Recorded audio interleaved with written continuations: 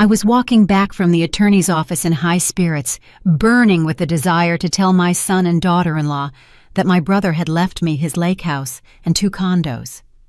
I was carrying gifts for my future grandson, but through the open window, I saw my daughter-in-law unstrapping a fake belly and saying to my son, "She's so naive, she'll sign the house over to us for the sake of a grandson who doesn't exist." Welcome, my dear listeners. Before I open the door to my story, I ask just one thing. Subscribe to the channel, hit that like button, and let me know in the comments what city you're tuning in from. Your support helps simple stories like mine be heard. Happy listening. That July day, the heat in the city was unbearable. The asphalt was practically melting, radiating a heavy smell of tar that mixed with the sweet scent of blooming honeysuckle. But I didn't notice the heat. I felt like I was floating above the scorching sidewalk, feeling neither my age, nor my fatigue, nor the usual ache in my joints. I'm 64 years old. My name is Eulalia Hightower, a pensioner and a retired librarian. And until this very afternoon, I believe my life was a slow fading away in the shadow of other people's desires. But today, everything changed. I clutched a velvet burgundy pouch to my chest. Inside, wrapped in thin tissue paper, were 2 antique silver spoons with enamel handles. I'd bought them at a vintage shop on the corner, spending nearly half my pension check. It was a gift for my grandson or granddaughter. We didn't know who would be born yet, but I already loved this child more than life itself. It was for his sake that I tolerated the whims of my daughter-in-law, Varisha, and the eternal dissatisfaction of my son, Kalan. But the wings on my back weren't grown because of the spoons. An hour earlier, I had been sitting in the cool, wood-paneled office of Augustus Sterling, an old friend of our family and an attorney. He had taken off his glasses, wiped them with a checkered handkerchief, and read the last will and testament of my late brother, Langston. Langston and I hadn't spoken in years. A stupid argument over nothing had separated us on opposite sides of a barricade of silence. I thought he had forgotten about me. I thought his fortune would go to some foundation or his wife's distant relatives. "Everything, Eulalia," Augustus had said, looking at me over his spectacles. "Absolutely everything. 2 condos downtown, the winter cabin in the Poconos, and the bank accounts. You are a wealthy woman now, Lula." I walked out of there not feeling the ground beneath my feet. Numbers and plans swirled in my head. 2 condos, the cabin. Lord, this was the solution to every problem. Kalan had dreamed of his own luxury car for so long, of starting a business. Varisha was always complaining that our old brownstone with its high ceilings was drafty and dangerous for a baby. Now I could fix everything. I could be more than just the convenient mother who cooks and cleans. I could be a savior, a fairy godmother. I turned into my alley. Our home, an old Victorian-era row house with thick brick walls and molding on the facade, had always seemed like a fortress to me. My windows on the first floor looked out into a quiet courtyard overgrown with wild ivy. Usually I kept them closed so street dust wouldn't settle on my books, but today when I left, I had thrown the sash wide open, hoping for a breeze. I walked under the archway of the courtyard. It was dim and cool here. My steps grew quieter. I didn't want to scare away this feeling of magic I was carrying home. I was already imagining how I would walk in, how I would set the cake I bought on the way onto the table, how I would see my son's eyes go wide. Approaching my window, I heard laughter, the loud rolling laugh of Kalan and the high-pitched screeching cackle of Varisha. I smiled. How good that they were in high spirits. The news would land on fertile soil. I was about to tap on the glass to surprise them, but something stopped me. Some intonation in my son's voice, a note too mean, too dismissive, slipped through his laughter. I froze, pressing my shoulder against the warm brick wall, and cautiously peeked through the slit between the lace curtains. Varisha was standing in the middle of the living room. She was wearing a loose tunic with a floral pattern that I had ironed for her that morning. But what she was doing made my breath catch in my throat, turning into a ball of ice. She was unbuckling the straps of a strange contraption at her waist. A lock clicked. Varisha exhaled with relief and pulled the contraption down. It was a prosthetic belly, a frame made of foam and fabric, masterfully crafted, voluminous, simulating a pregnancy of 6 months. She carelessly tossed it onto the sofa as if it were a throw pillow. The belly bounced and fell to the floor. Varisha stretched her whole body, rolling her spine, her completely flat and slender spine. "Lord, I am roasting in this corset," she groaned, collapsing into the armchair and throwing her legs up onto the coffee table, right onto my favorite tablecloth. "Kay, toss me a beer." Kalan, my baby boy, into whom I had poured my entire soul, sat opposite her, cracking open a cold one. He didn't look shocked, he looked bored. "Hang in there, Ree," he chuckled, taking a sip. "Not much longer. Mom is already on the hook. Did you see how she was hopping around you today? Varisha baby, eat some yogurt. Varisha baby, is there a draft?" They both burst out laughing. That sound now cut my ears like broken glass. "She's such a naive old sheep," Varisha said, and every word felt like a slap in the face. "Mark my words, Kay. Another week of this show, and she'll sign this shack over to us. I told her yesterday that I need to nest, that I don't feel like the mistress of the house." She almost cried from emotion. For the sake of a grandson who doesn't exist, she'll give up everything. And as soon as the deed is in our names, we'll ditch this circus and send her to live at that old shack in the country. "The shack," Kalan echoed, lazily scratching his stomach.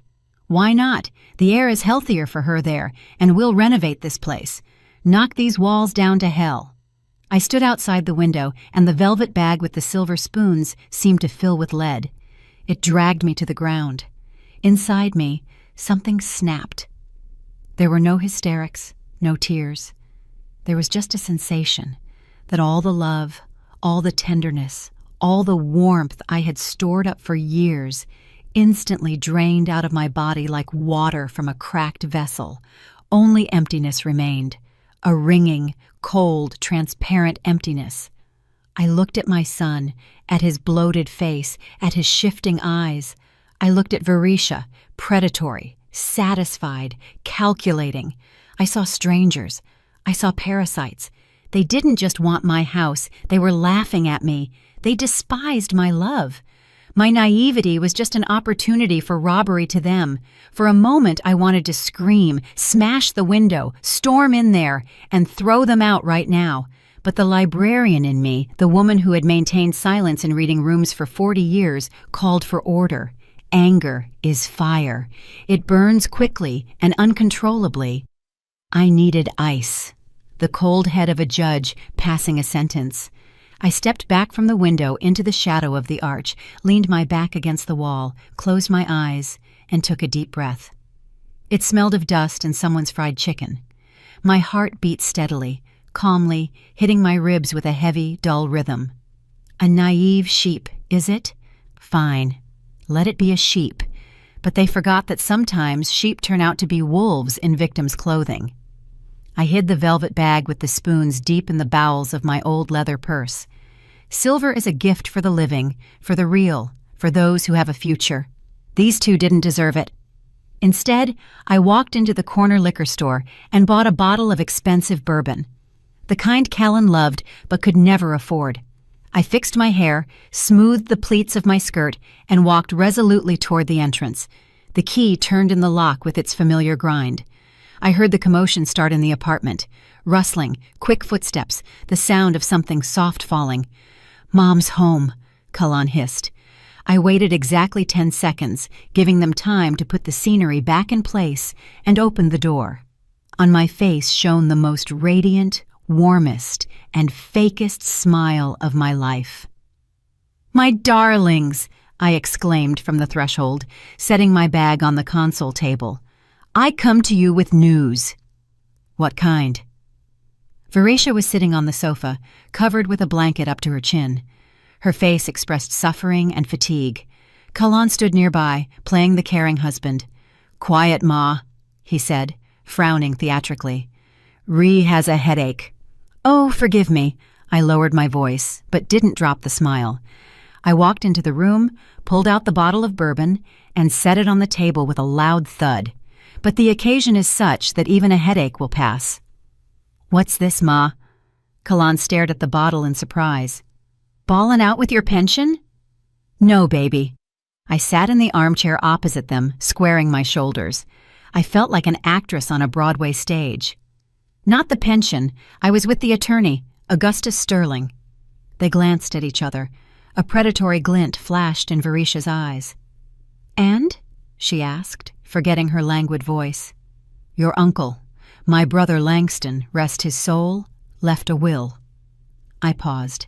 I enjoyed that pause. I saw their necks tense, saw Kalan lean forward. "He left me everything," I continued slowly. 2 luxury condos in new developments, a cabin with a sauna and pool and bank accounts. Oh, Kalan, the sum is so large it's enough for 3 lifetimes. The silence in the room became tangible. Kalan opened his mouth but couldn't make a sound. Varisha threw off the blanket, forgetting her role as the sick patient. "Are you serious, Eulalia?" she whispered. It's millions, tens of millions," I corrected, looking her straight in the eye. "I didn't believe it myself, but the documents are signed." Kalan jumped up. His face went red with excitement. Mama, can you imagine? We're kings now. Ree, you hear that? We'll buy a house. We'll buy that car. Ma, when can we withdraw the money?" I remained calm. I watched their joy, their greed oozing from every pore, and prepared my strike. "There is one nuance," I said softly, as if apologizing. "What kind of nuance?" Kalan became alert. "Uncle Langston was an old-fashioned man, principled." I sighed and spread my hands. "There is a strict condition in the will. He wanted the bloodline to continue, for the family name to live on." I leaned toward them, lowering my voice to a confidential whisper. "The papers say it in black and white. Ownership of the real estate and access to the accounts passes to me and my family only at the moment of the birth of a direct blood grandson. Male." I watched the color drain from Varisha's face. "What?" she choked out. "Yes, honey." I patted my knees affectionately. "The money is frozen. The attorney said as soon as we bring the birth certificate and the discharge papers from the hospital, and a DNA test, of course, that's a mandatory requirement of the trust, then immediately, that same day, they'll hand us the keys and cards. Imagine how perfect the timing is." I looked at Varisha's flat belly, hidden under the tunic, and smiled even wider. "You're due in 3 months. That's wonderful. We'll suffer a little now, but then we'll live like royalty. For the sake of the grandson. For the sake of our heir." The trap snapped shut. I saw the terror in their eyes, but they couldn't say a word. They couldn't confess now when millions were at stake. They needed a baby, and there was no baby. "Well then," I briskly rose from the chair. "Let's celebrate. I'll go to the kitchen and cut up some lemon, and you 2 think about the future." I turned my back on them and walked to the kitchen, feeling the panic thickening in the room behind me. The game had begun. I stood at the kitchen counter, slicing a lemon with surgical precision into the thinnest, almost transparent slices. Sour juice hit a hangnail, and sharp pain pierced my finger, but I didn't even wince. This pain was alive, real, unlike the charade playing out in the living room. Through the slightly open door, their agitated whispering reached me. They hissed at each other like 2 snakes in a jar. "What DNA test?" Varisha whispered hysterically. "Kay, do you understand this is the end? We have to bail. We'll say it was a miscarriage. We'll take her apartment. You idiot!" Kalan interrupted her. In his voice rang that same greed I was counting on. "What miscarriage? We're talking millions, dollars, real estate. If we play a tragedy now, Mom will just keep it all for herself or give it to some cat charity. We have to stall." "How? There's no belly, no baby?" "We'll think of something," my son growled. "We'll buy a certificate, find an unwanted baby for a couple of days just to show them. The main thing is not to lose the inheritance. Did you hear? 2 condos downtown." I smiled at my reflection in the dark window glass. The fish had swallowed the bait, hook and all. They wouldn't run. Greed is the most reliable leash. I returned to the room with a tray. Tea steamed in porcelain cups. The lemon lay on the saucer in a perfect fan. "Well, my dears," I sang, setting down the silverware, "it's decided. From this day on, we live differently. The health of the air is at stake. Veretia, honey, you cannot be stressed. I am taking all the chores upon myself." From that morning on, their life turned into a hell wrapped in the packaging of boundless motherly love. I started with the food. "No pizza, no takeout," I declared the next day, taking the phone out of Veretia's hands with the delivery app open. I read my brother's medical encyclopedia. For brain formation, a boy needs special micronutrients. I boiled broths for them. Thick, fatty bone broths made from beef knuckles that simmered for 6 hours. I purposely didn't add salt, claiming sodium causes swelling. The smell of boiled fat soaked the entire apartment, eating into the curtains and wallpaper. Veretia sat over her bowl, turning green from nausea. This time, real nausea. "Ma, I can't. I feel sick," she whined, pushing the spoon away. "You must, daughter." I pushed the bowl back, stroking her shoulder gently. "You don't want the grandson to be born weak, do you? Uncle Langston valued healthy heirs very much. Eat. I won't leave until I see the bottom of the bowl." And she ate. She gagged, swallowed, washed it down with water, but she ate because every sip of that nauseating sludge brought her closer to the imaginary millions. Callan tried to defend her, but I quickly found a way to handle him too. "Kay, don't you think your job as a window salesman takes up too much time?" I asked one evening when he came back tired and angry. "Veretia needs support. It's hard for her to carry a big boy." "Ma, we need money," he grumbled. "Money?" I laughed, waving my hand dismissively. "Why do you need those pennies? Soon we'll have so much money you could buy that window factory whole and close it down immediately. Quit. I will give you an allowance from my pension. But you'll be by your wife's side, massaging her feet, reading classics aloud. The child must hear the father's voice." Callan, lazy by nature and prone to idleness, resisted for show for exactly 5 minutes. The next morning he was already calling his boss. It was my strategic strike. By depriving them of income, I made them completely dependent on me. Now they had to ask me for money for everything, for cigarettes, for lipstick, for bus fare. And every time, I demanded a report. "Callan, baby?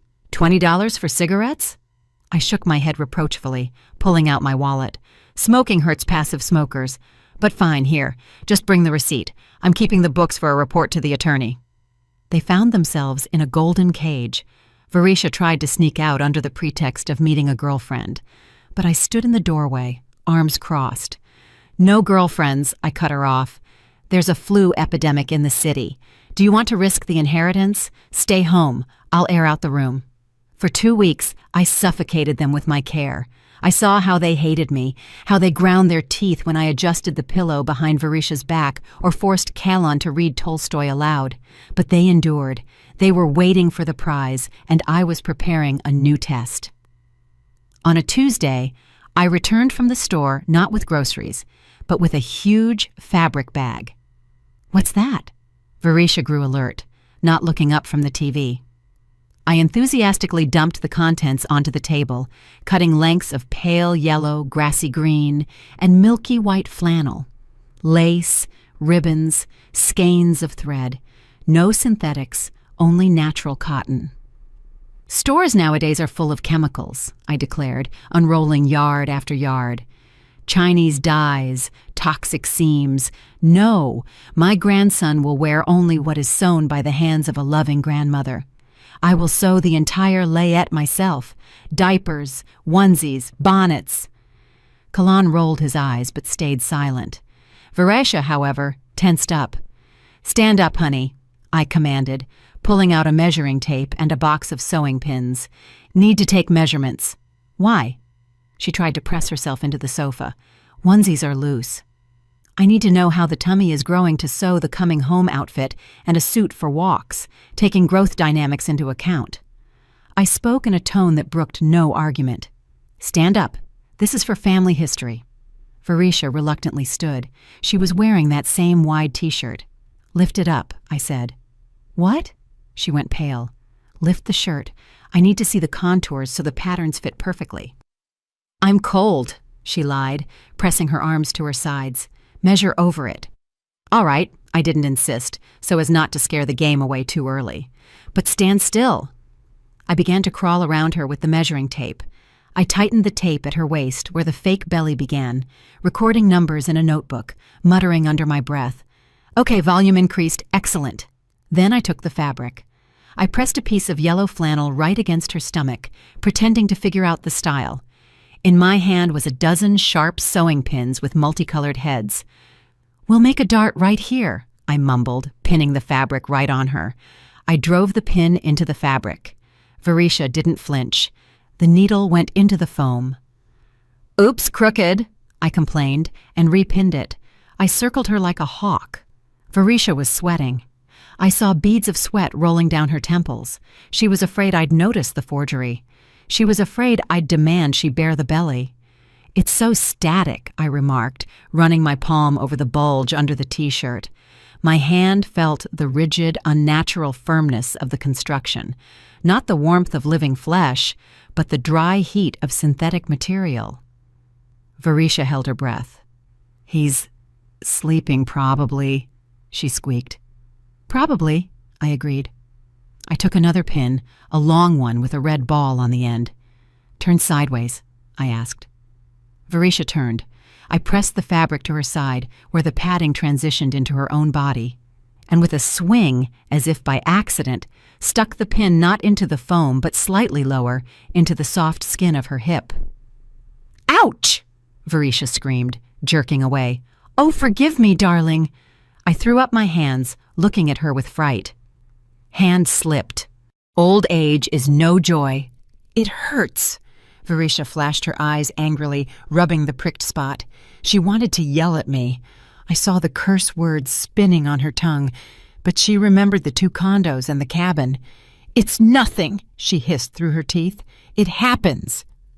I put my hand on her stomach again, pressed a little harder, feeling the frame cave in. "Strange," I whispered, looking straight into her pupils dilated with fear. "It's so hard today, practically stone, and not kicking at all. Are you sure he's comfortable in there?" Silence hung in the room, broken only by the ticking of the old wall clock. Varisha stood, afraid to move, and I continued to keep my hand on her fake pregnancy, feeling her real trembling transmit to me through the layer of lies. I removed my hand from her stomach, but the sticky feeling of falsehood remained on my fingers, as if I had touched something dead. Varisha was breathing heavily, looking at me like a hunted animal, while I, changing nothing in my expression, calmly smoothed the folds on the fabric I had just held against her. "Rest, honey," I said in an even voice. "You shouldn't be agitated." Walking out into the hallway, I didn't go to the kitchen, but froze by the coat rack, pretending to look for a handkerchief in my coat pocket. The walls in our house are thick, but the doors are old and warped. "Kay, this is the end." Varisha's hysterical whisper reached me. "She suspects something. Did you see how she was feeling it? We need a baby, urgently." "Where am I going to get one for you?" my son snapped. "Buy one at the supermarket? Find one. Buy a certificate, make a deal with some junkie in the maternity ward, have her put it in our name. There are forums on the internet, Kay. People sell unwanted babies. We just need to show him to the attorney and get the papers. Then we'll return him, say we gave him to a nanny or that he died. I don't care." A chill washed over me. They weren't just con artists. They were ready for human trafficking, for monstrous schemes with living souls, just to get to my brother's money. Pity, which perhaps was still smoldering somewhere at the very bottom of my heart, went out completely. I returned to the room an hour later. My appearance radiated determination and that same commanding care from which there is no salvation. "I've been thinking," I began, placing a cup of herbal tea in front of Kalan. "Your prenatal clinic is simply awful. Doctors are inattentive.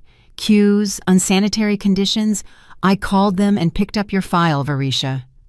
What? Varisha jumped on the sofa, forgetting the weight of the belly.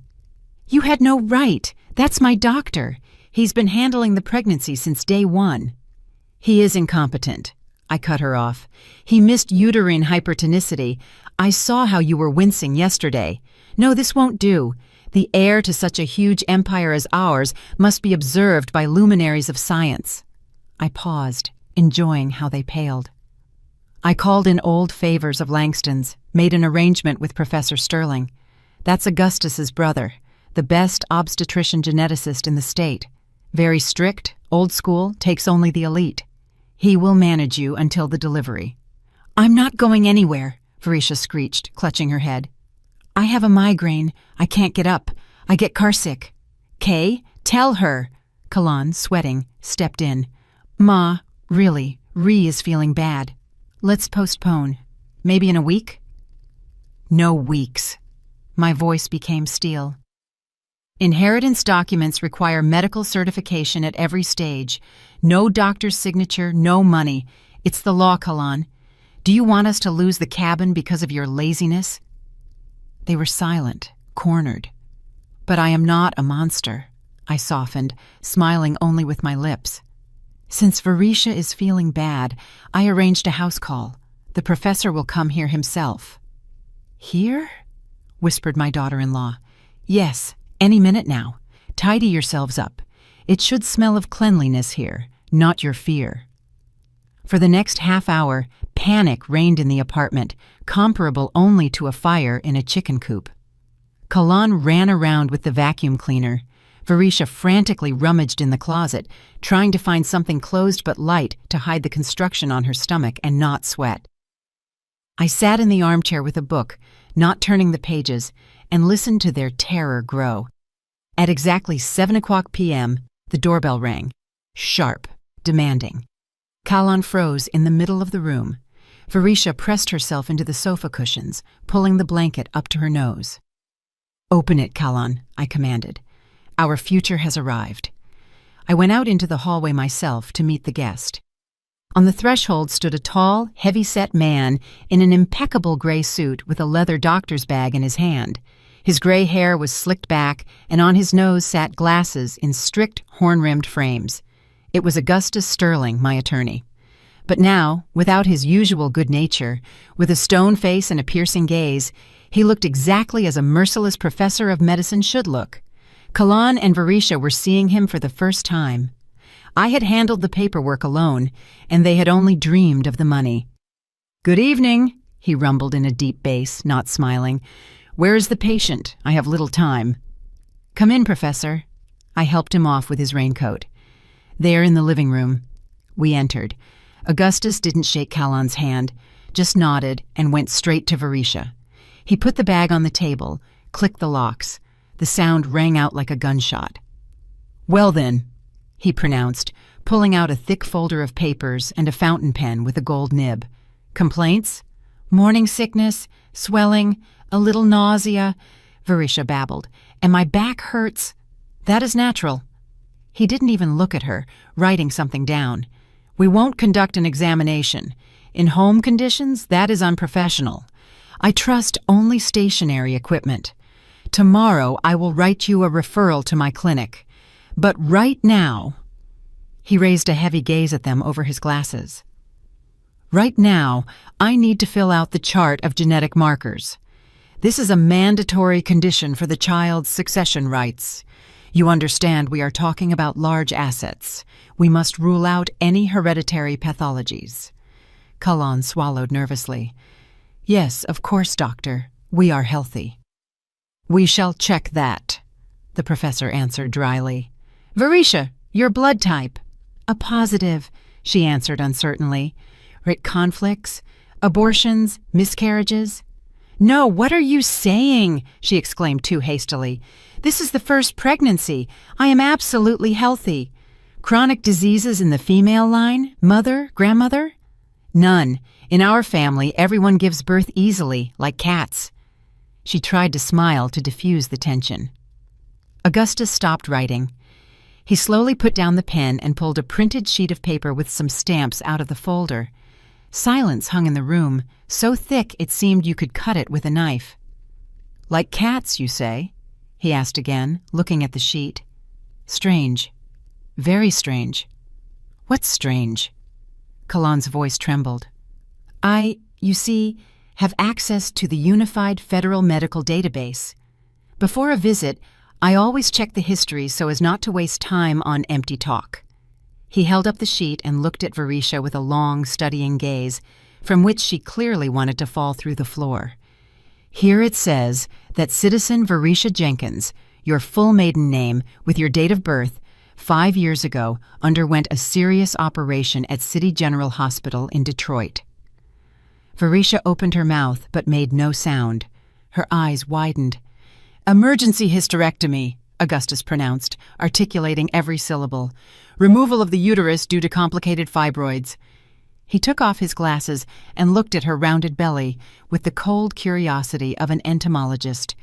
"Tell me, my dear, how, from a medical point of view, do you explain the miracle I see before me? Is the database wrong, or are you a phenomenon worthy of a Nobel Prize?" Callan slowly turned his head to his wife. His face turned gray as ash. "Ree," he wheezed. "What is he saying? What does he mean?" Varisha sat white as chalk, her fingers digging into her fake belly as if trying to keep it in place. The lie they had been building for weeks cracked at the seams, and the sound of that crack was deafening. "Error! It's a monstrous error!" Varisha shrieked, jumping up from the sofa so briskly that a pillow flew into the corner. "Are you crazy? What uterus? What Detroit? I lost my passport 5 years ago. Fraudsters took loans and got treated on my data." She was shaking all over, and I saw that the fear in her was real, animalistic. But not fear of exposure before the law, but fear of losing the meal ticket. Kalan, pale as a sheet, shifted his gaze from his wife to the doctor. "Of course, an error," he hastily agreed, wiping a sticky forehead with his sleeve. "Ree is healthy. We feel him kicking. Right, Ma?" He looked at me with such hope that I almost felt sorry for his stupidity.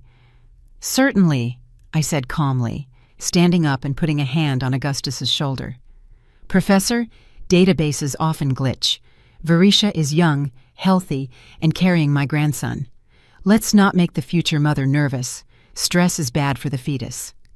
Augustus sighed heavily, slammed the folder shut, and measured Varisha with an icy look over his glasses. "Fine, we'll write it off as a namesake. But note, before the birth, I will personally conduct a full examination. Genetics does not tolerate lies." He left, leaving behind the smell of expensive tobacco and the feeling of an impending storm. The door slammed shut, and Varisha immediately collapsed back onto the sofa, clutching her heart. "I can't take this anymore," she whispered when I went to the kitchen for water. The acoustics in the hallway were perfect. "Kay, that old coot sees right through me. He's gonna check. We need to change the plan, urgently." "What do you suggest?" My son's voice trembled. "We won't make it to the birth. They won't get any baby, and when they find out the truth, they'll put us in jail. We need to play the pity card. Now." That night, I hardly slept. I lay in my room, looking at the ceiling where shadows from passing cars slid by, and listened. They whispered in the kitchen until dawn. Their plan was simply cynical, like a knife in the back. They decided to stage a premature birth, go far away, into the boondocks, supposedly to nature, and return with a tragic face and a story about how the baby died during childbirth. They calculated that the heartbroken grandmother, me, in a fit of consolation, would sign over at least my current apartment to them. Even a tuft of wool from a sheep, as Varisha said, clinking a spoon against the rim of a cup. In the morning, they came out to breakfast with the faces of martyrs. Varisha hadn't even put on makeup to emphasize her pallor. "Mom," Callan began, nervously crumpling a napkin. "We've been thinking. The city environment is killing Varisha. Yesterday's stress with that doctor, she's getting worse." "Oh, poor thing." I shook my head sympathetically, pouring them tea. "And what should we do?" "We found a solution," Varisha picked up quickly. Her voice was weak, but her eyes tenaciously watched my reaction. There is a private retreat, Forest Birth. It's an eco-hotel in the woods. Specializes in difficult pregnancies. Silence, fresh air, naturopath midwives. We want to go there until the birth. That's probably expensive, I asked, stirring sugar. Very, Kalan exhaled. 20,000 for a month, plus rental of a separate cottage. We don't have that kind of money, Ma. But you talked about the inheritance, about the accounts. Of course, I interrupted him. Does money matter when it comes to the life of a grandson? I got up and went to the china cabinet. In a box lay my checkbook. I felt their greedy gazes. They burned my back.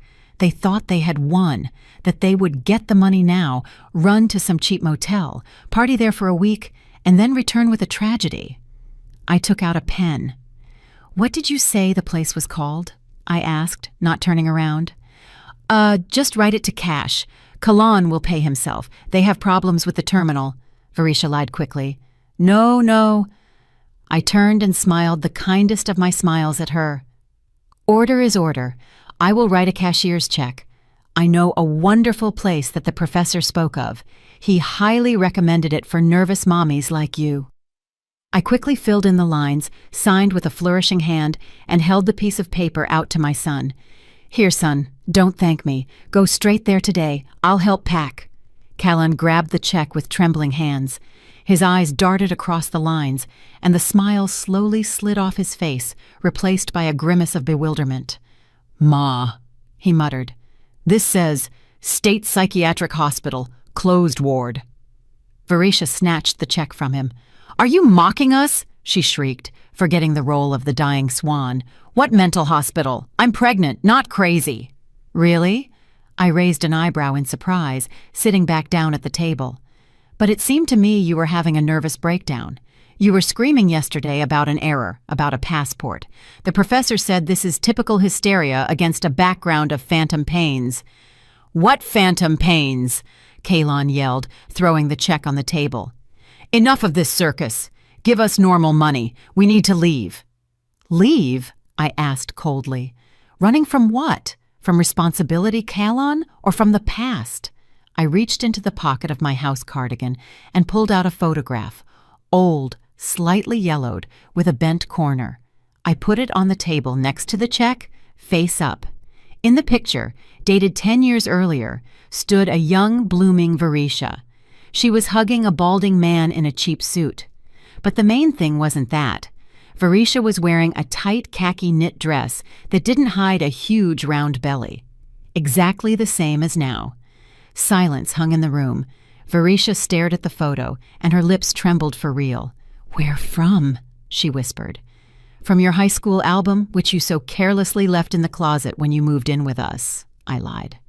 Actually, Augustus had dug up this photo in the archives of a fraud case in Cleveland, but it was too early for them to know that. I leaned toward her, looking straight into her dilated pupils. You look so fertile here, Varisha, and that man, that's not Kalan, right?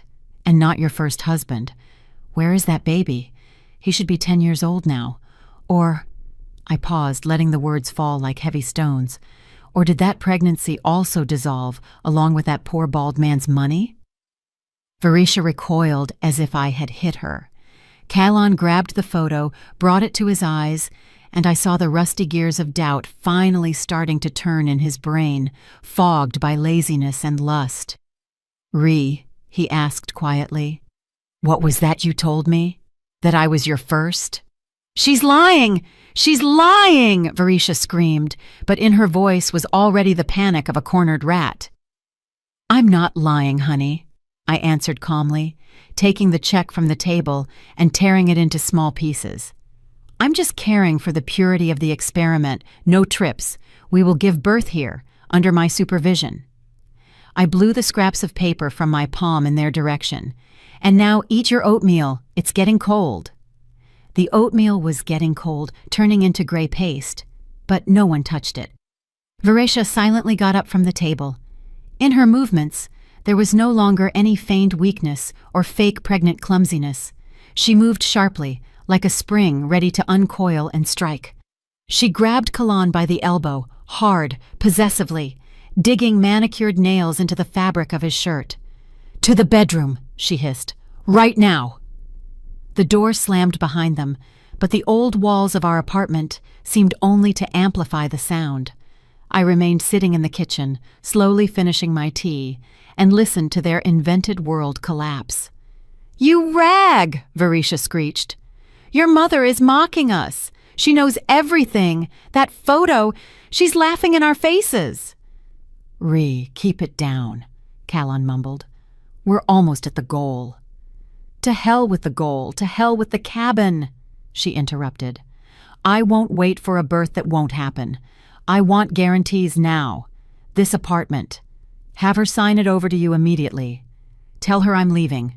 Tell her I'll get an abortion if she doesn't sign the deed today. Go and demand it, or I'm packing my things, and you stay with your crazy mother and her herbarium." A minute later, the door flew open. Callan came out into the hallway. I had never seen my son like this. His face was twisted with fear of losing this predator, with humiliation and powerless anger. He walked up to me as I was calmly wiping a saucer with a towel. He snatched the towel from my hands and threw it on the floor. "Enough!" he barked. His voice cracked into a falsetto. "Enough acting, Mom. We know you're stalling." I raised my eyebrows in surprise. "I'm only caring about—" "Shut up!" He slammed his fist on the table. The cups clinked pitifully. "Varisha is on the edge. If she leaves, I won't forgive you. I don't care about your attorney's conditions. I don't care about the cabin. Sign this apartment over to me. Now, today, and we'll leave. Leave you alone in your crypt." He loomed over me, breathing heavily and jaggedly. He smelled of sweat and fear. "Otherwise—" He stumbled but continued, looking away. "Otherwise, you won't see your grandson. We'll leave, and you'll die here alone." I looked at him and saw not a man, but a frightened boy breaking toys because he doesn't know how to play with them. Nothing stirred inside me. No resentment, no pain, only cold calculation. "You want the apartment, Callan?" I asked quietly. "Right now?" "Yes, the deed." "Fine." I nodded. "I agree. But you know, Callan, I am an old woman. I'm afraid of being left with nothing. I don't believe words anymore. Want to be the master? Prove you are ready to sacrifice for the family. What do you need?" He squinted. "A buyout," I said. "A simple apartment costs a lot, but I'll give it to you for a symbolic price. I need cash, right now." "I don't have money. You know I quit." "You have a car." I began to bend my fingers. "Your beloved foreign car that you polish every weekend instead of helping me at the house. You have a Swiss watch, a gift for your 30th birthday. You have a gaming console, a laptop, a vinyl collection. Sell everything." "Are you crazy?" He exhaled. "Those are my things. And this is my apartment," I cut him off harshly.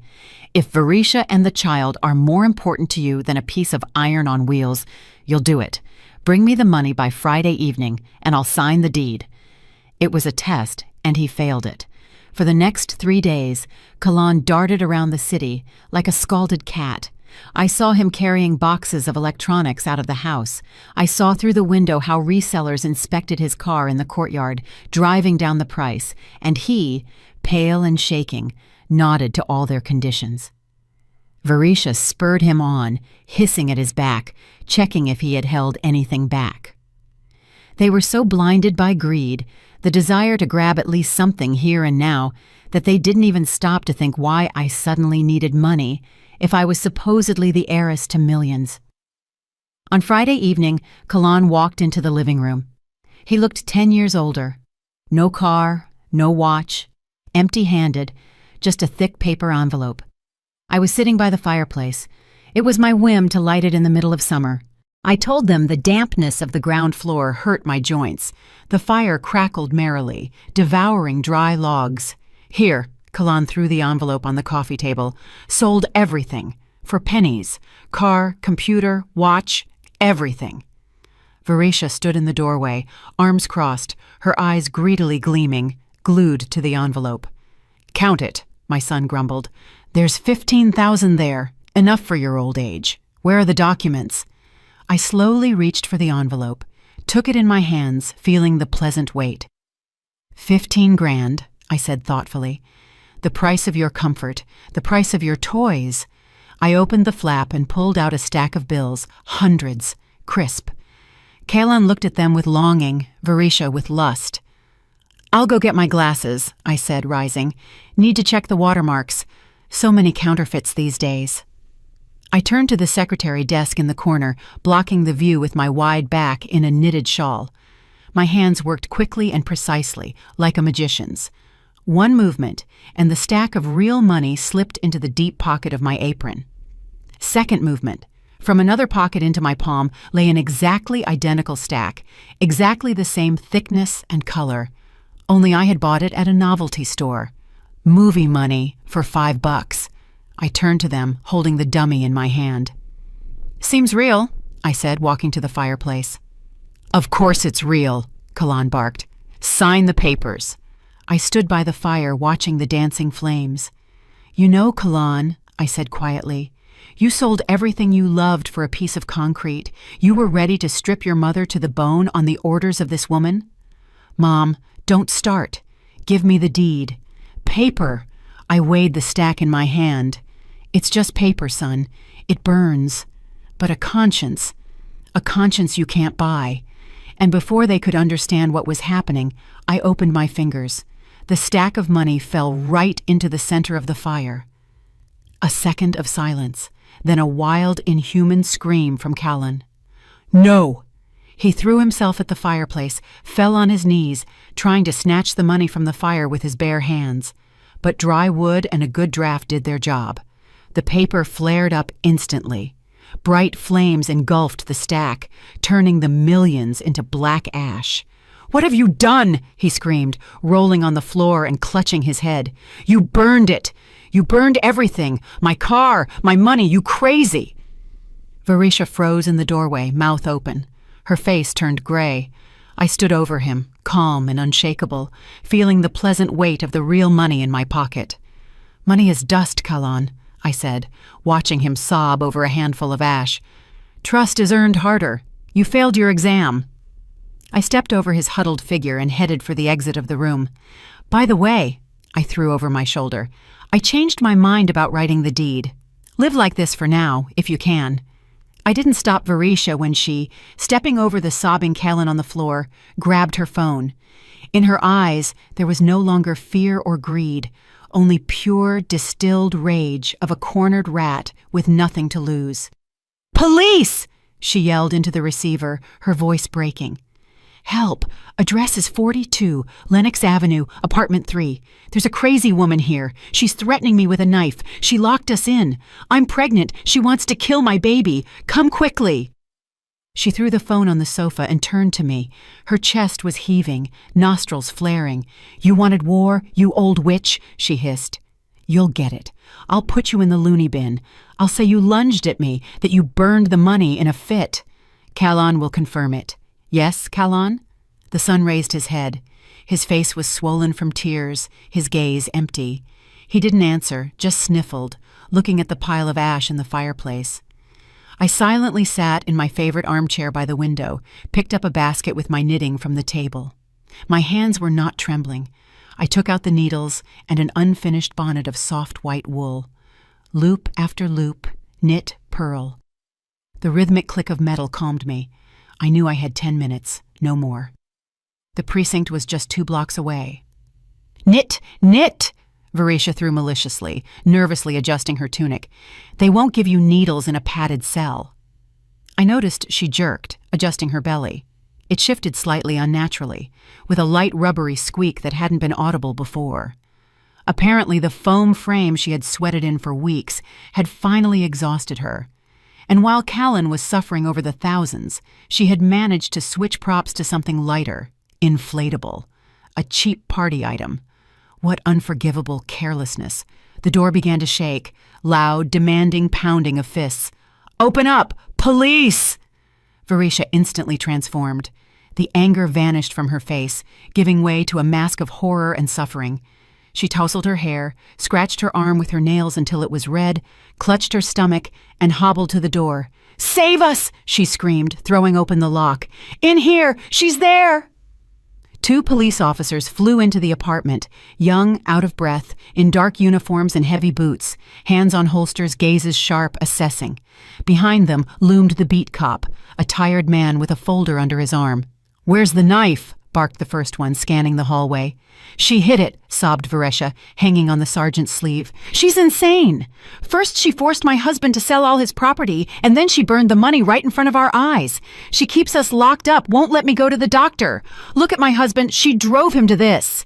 The officers looked at Kalan, who was still sitting on the floor, indifferent to everything, smearing soot over his face. The picture really did look grim. A trashed room, the smell of burning, a crying man, and a hysterical pregnant woman. "Ma'am, stand up," commanded the sergeant, heading toward me. "Hands where we can see them."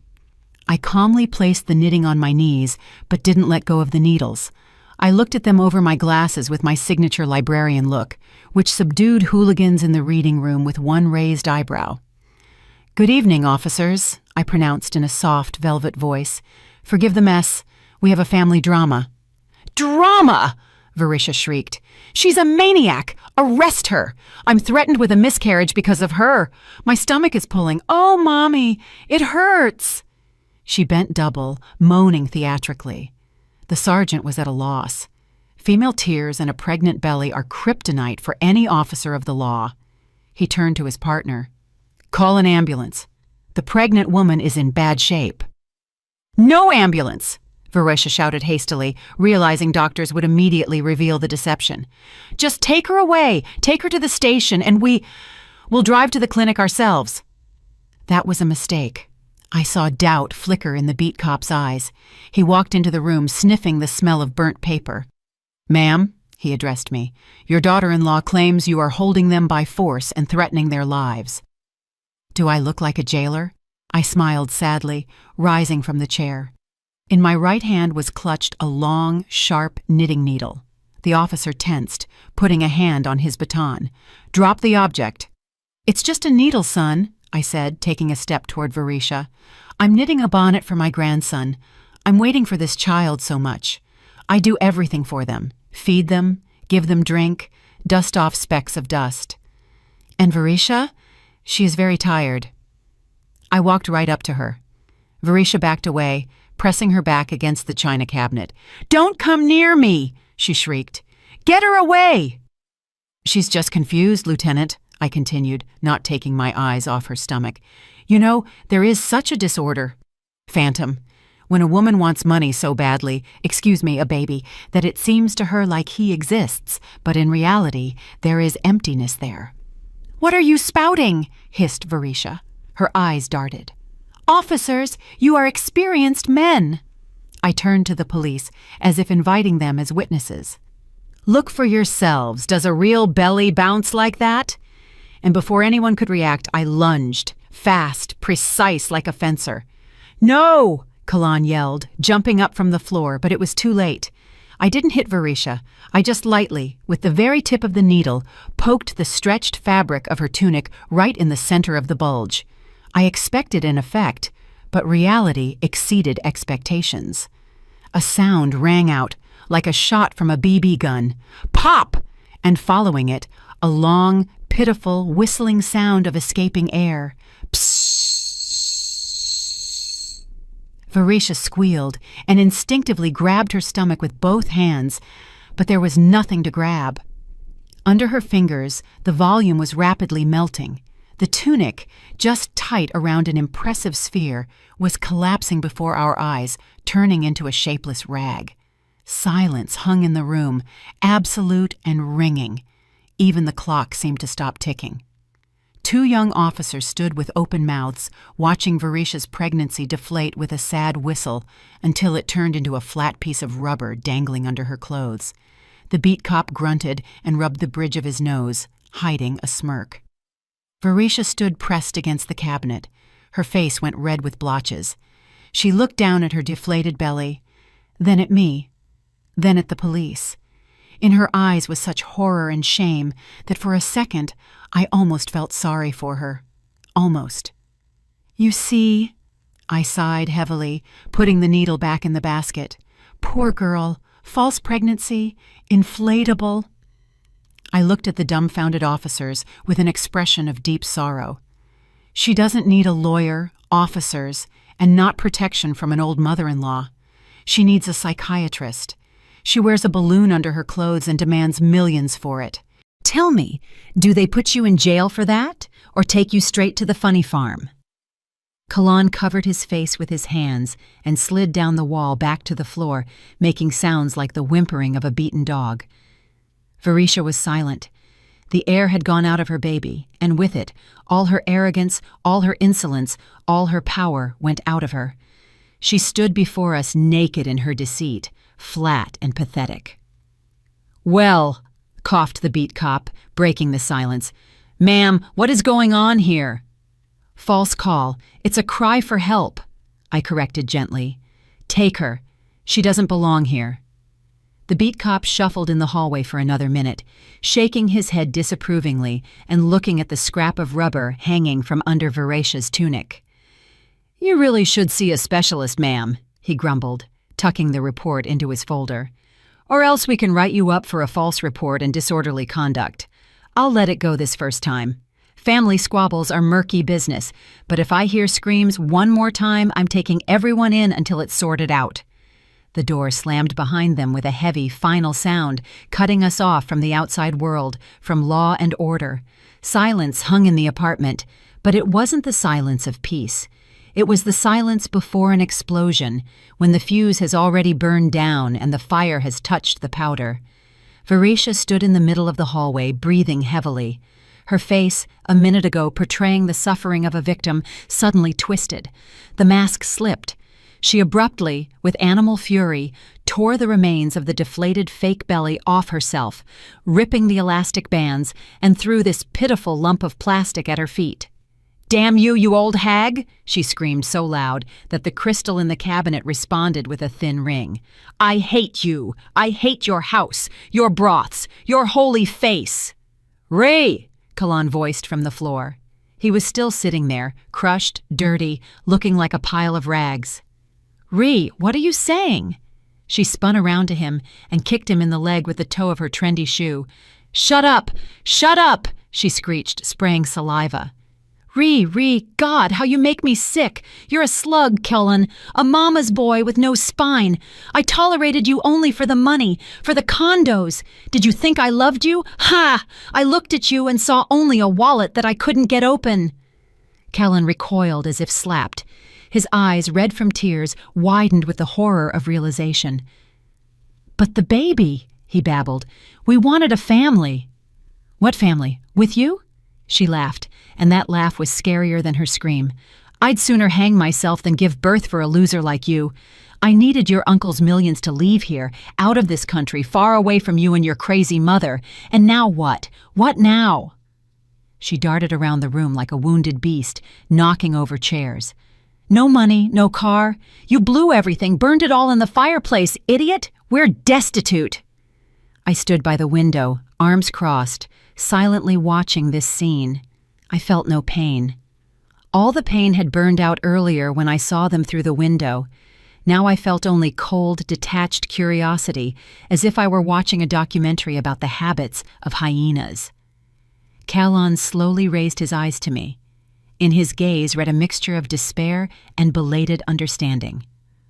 "Mom," he whispered, you knew everything from the very beginning, about the belly."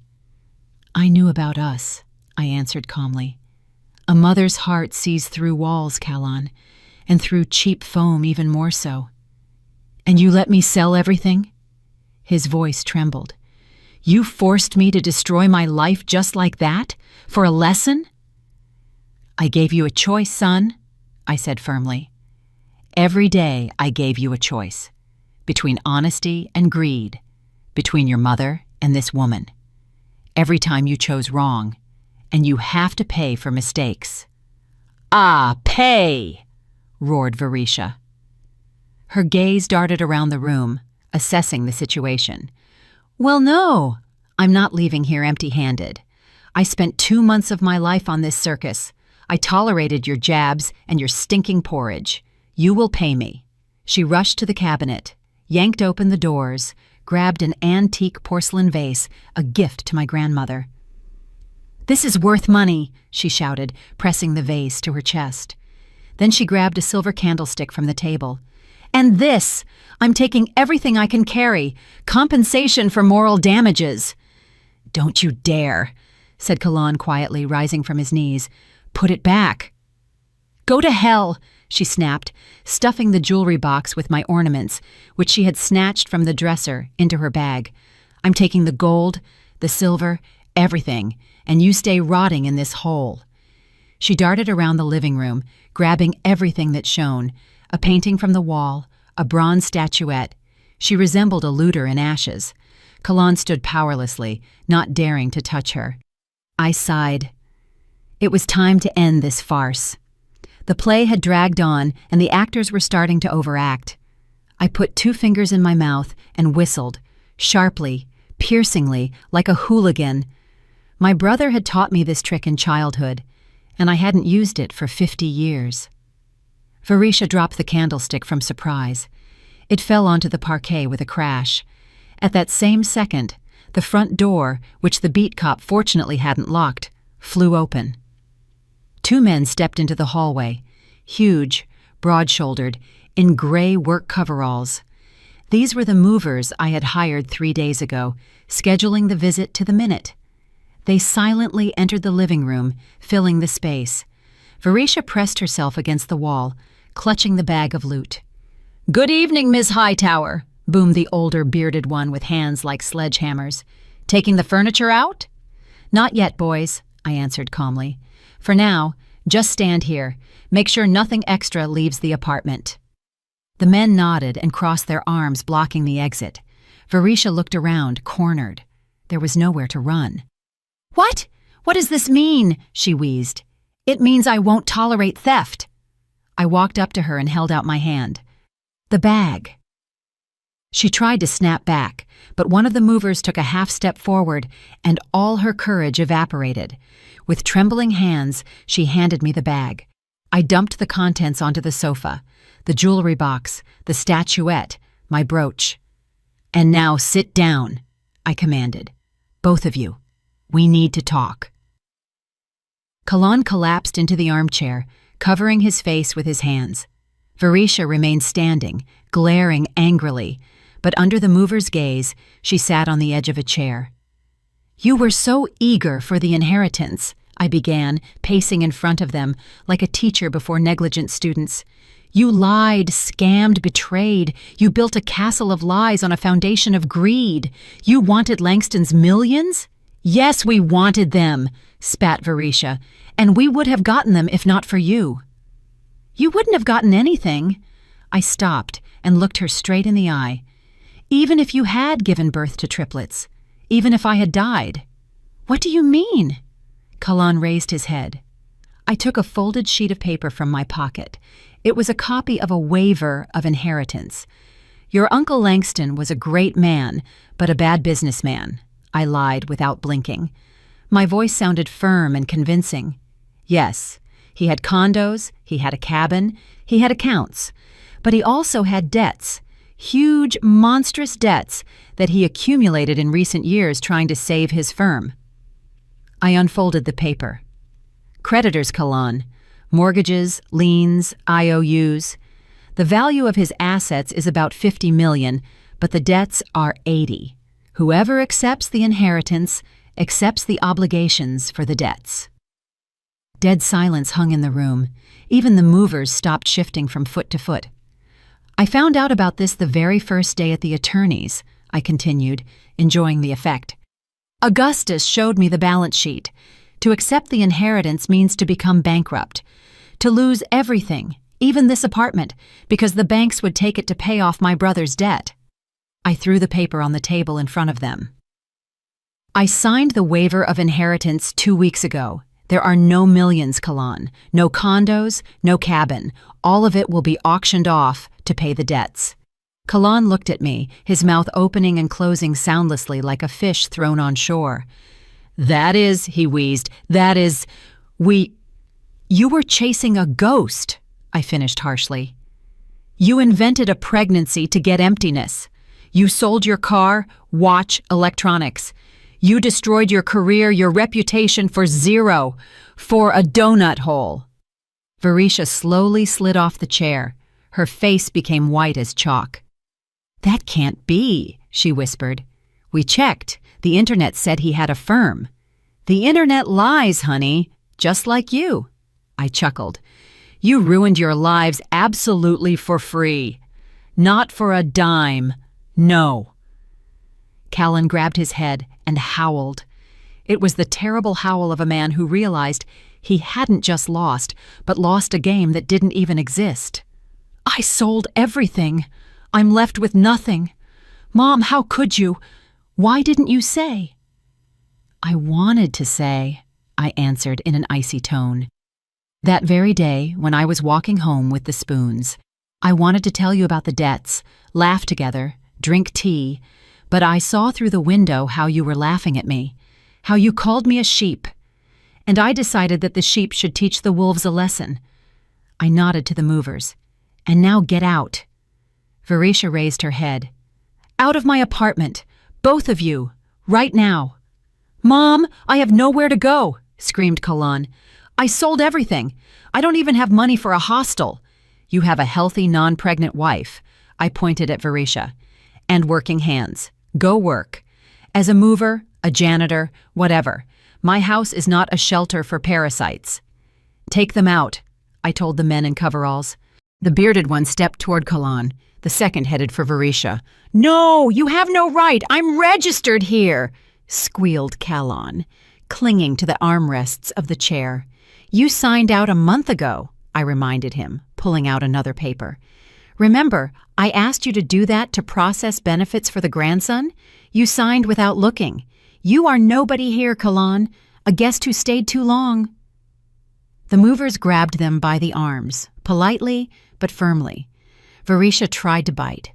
Callan sobbed and begged, but they dragged them to the exit. I heard their screams on the stairwell, heard neighbors opening doors, heard the heavy entrance door slam shut, cutting off their voices. I remained alone in the empty, ransacked apartment. It smelled of burning, Varisha's cheap perfume, and heart medication. But the air was surprisingly clean. I walked to the table, took the sheet with the inheritance waiver, a simple printout from the internet with a fake stamp I had made in Photoshop, and slowly tore it into small pieces. The scraps of paper fell to the floor, mixing with the ash in the fireplace. A lie for salvation is a sin, but a lie in the name of justice is a weapon. And today I fired point blank. I didn't stare at the scraps of paper on the floor for long.